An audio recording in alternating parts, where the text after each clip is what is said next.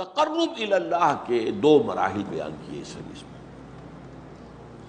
فرمایا وَمَا تَقَرَّبَ إِلَيَّ عَبْدِي بِشَيْءٍ أَحَبَّ إِلَيَّ مِمَّا افْتَرَضْتُهُ عَلَيْهِ.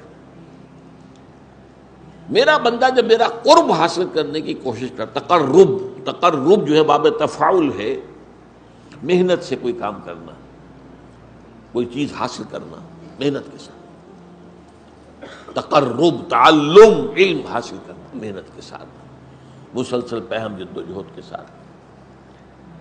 من تقرب الی عبدی ما تقرب الی عبدی بشیء احب الی مما افترضته علیہ.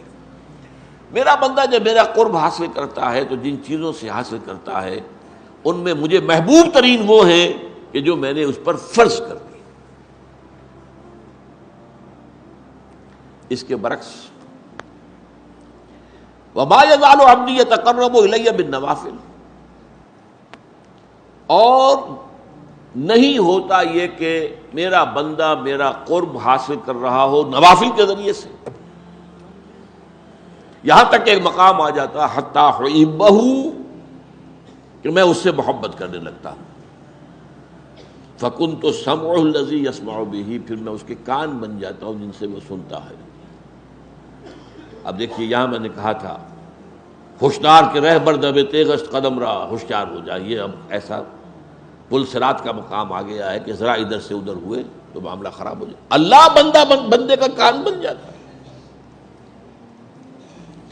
وہ بصرہ الذی یبصر بہ، میں اس کے وہ آنکھیں بن جاتا ہوں جس سے وہ دیکھتا ہے.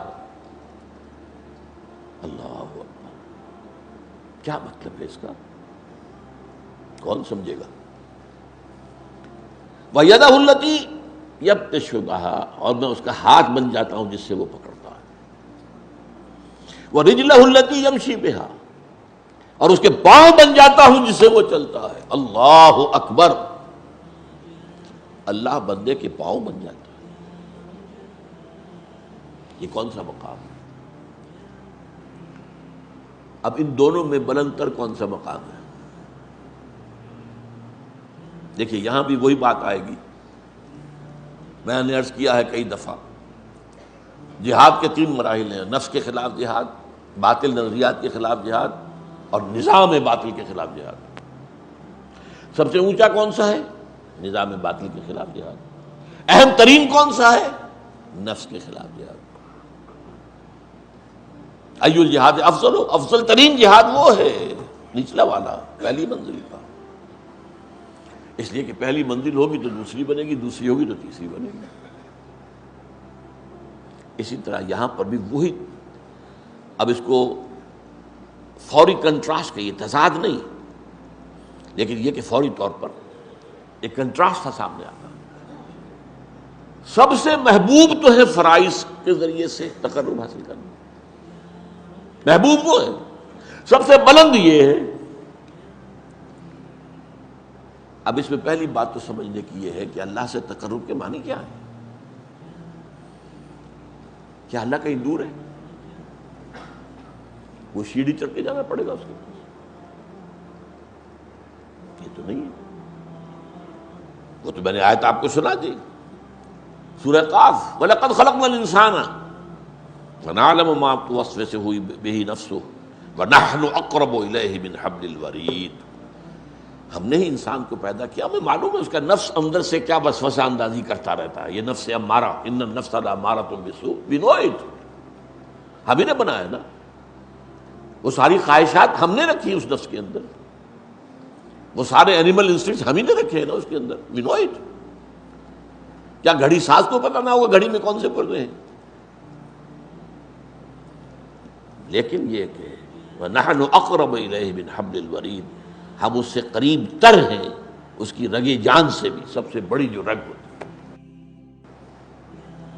تو اللہ تو اتنا قریب ہے، پھر تقرب کی کیا بات ہے؟ یہ بات غور طلب ہے. اللہ قریب ہے، ہم دور ہیں. بہت پیارے اشعار ہیں. کرا جوئی چرا در پیچ ہوتا بھی کہ اون پیداست تو زیر نقابی. کسے ڈھونڈ رہے ہو بھائی آ کر یہاں جنگل کی گپھاؤں میں اور غاروں میں اور پہاڑوں کی چوٹیوں پر؟ کسے ڈھونڈ رہے ہو؟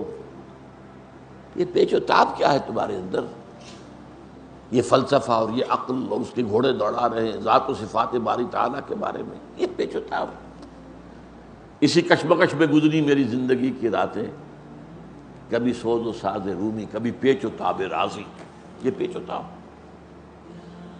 اقبال نے اس حرف پیچا پیچ کہا ہے، فلسفہ، منطق۔ کرا جوئی چرا در پیچ و تابی، کرا کہرا چرا چہرا، یہ فارسی میں اس طرح شعری ضرورت کے تحت یوں بنتے ہیں الفاظ کہ تو پیدا کہ او پیداست تو زیر نقاب، وہ تو سامنے ہے، ظاہر ہے، پردہ تو تمہاری آنکھ پہ پڑا ہوا ہے، زیر نقاب تو تم ہو۔ یہی وجہ ہے جنہیں عام طور پہ داتا بخش کیا دیا جاتا ہے، شیخ عثمان بن علی الجلابی ثم حجویری ثم لاہوری، ان کی کتاب یہ تصوف کی بالکل ابتدائی کتابوں میں سے ہے، کشف المحجوب، بالکل ابتدائی، امہات الکتب میں سے تصوف۔ نام کیا ہے؟ کشف المحجوب۔ حجاب میں ہم آئے ہوئے ہیں، وہ تو ہے، ہر جگہ ہے، وہ معکم اینما کنتم، تم جہاں بھی ہوتے ہو تمہارے ساتھ ہوتا ہے۔ اب یہ پھر بڑا خطرناک مسئلہ، اس پہ بڑی بحثیں، کیا اللہ یہاں ہے؟ وہ تو کہہ رہا جہاں بھی تم ہوتے ہو میں ہوتا ہوں۔ اب اس میں ایک تعویل کی گئی، صفاتی طور پر ہوتا ہے کہ وہ ہماری ہر بات کو دیکھ رہا ہے، وہ کہیں دور بیٹھا ہوا، یہ ایک خاص تصور ہے جو اکثر کم سے کم جو بھی ذہن و فکر کی کوئی اونچی سطح رکھتے ہوں وہ اس کو قبول کرنے کو تیار نہیں۔ اللہ کسی جگہ پر محدود ہے؟ نہیں۔ کیسے ہمارے صاحب نہیں جانتے؟ اس میں یہ ہے اصل میں جو بچانے والا راستہ ہے۔ اللہ دیکھتا ہے، کیسے دیکھتا ہے ہم نہیں جانتے۔ کیا اس کی آنکھیں اس طرح کی ہیں؟ کیا اسے بھی دیکھنے کے لیے روشنی کی ضرورت ہوتی ہے؟ بہت سے جانور ہمیں معلوم ہے جو بغیر روشنی کے دیکھتے ہیں، اللہ کیسے دیکھتا ہم نہیں جانتے۔ وہ سنتا ہے، یہ جانتے ہیں ہم، کیسے سنتا ہم نہیں جانتے۔ وہ ہمارے ساتھ ہے، اس میں کوئی شک نہیں، کیسے ہے یہ ہم نہیں جانتے۔ اس کیسے کی کھود کرید میں جب پڑے تو وحدت الوجود نکل آیا، وحدت الشہود نکل آیا، وہ فلسفے بڑے بڑے نکل آئے، وہ عقل و خرد کی بڑی اونچی منزلوں پر جا کر آدمی کی کچھ سمجھ میں تو آ سکتے ہیں، ورنہ اسی میں کفر ہے۔ اس کا ہر چیز اللہ ہے، اس کا مطلب ہے اس میں سے وہی پھر ہماؤس نکل آیا۔ یہ سارے فلسفے انسانوں نے اسی سوچ میں تو نکالے ہیں۔ لیکن یہ کہ میں نے کہا تھا نا کہ ہوشدار کے رہبر دب تیغست قدم راہ، تو اس اعتبار سے تقرب کا مفہوم کیا ہے کہ اللہ کی طرف باطنی طور پر بڑھنا، اور بڑھنے کے لیے کہیں دور جانے کی ضرورت نہیں ہے، اپنے ہی اندر۔ وہ جو میں نے بارہا آپ کو سنایا ہے شعر عبد القادر بیدل کا، ستم است گر ہوست کشد کے بسیر سر و تھمن درا، تجھے غنچہ کم نہ دمی دئی درے دل کشا و چمن درا۔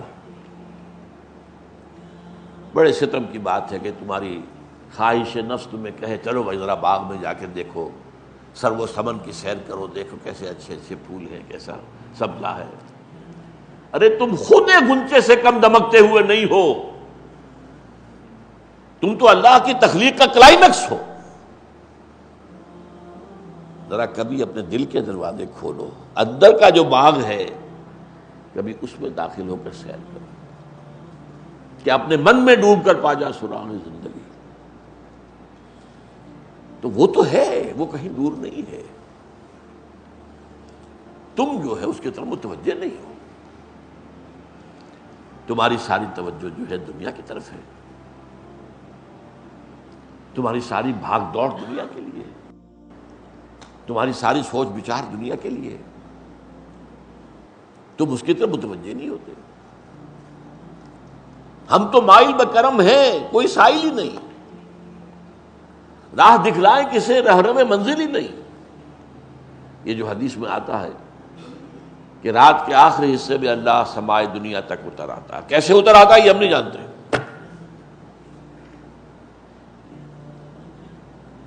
قیامت کے دن اللہ اس زمین پر نزول فرمائے گا. وجاء ربک والملک صفا صفا، میدان قیامت اسی زمین پر ہوگا. قصہ زمین برسر زمین طے ہوں گے. اللہ آئے گا.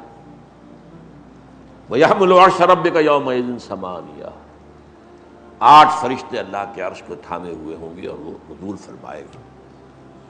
پھر وہ عدالت خداوندی لگے گی، حساب کتاب ہوگا.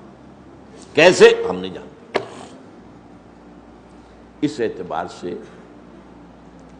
تم اصل میں اپنے باطن میں جھانکو. باطن میں کیا ہے؟ اب وہ بات جڑ جائے گی، وہ جو شروع کی بات تھی. دل کی گہرائیوں میں روح ہے، اور روح اس کا تعلق اللہ کی ذات کے ساتھ ہے.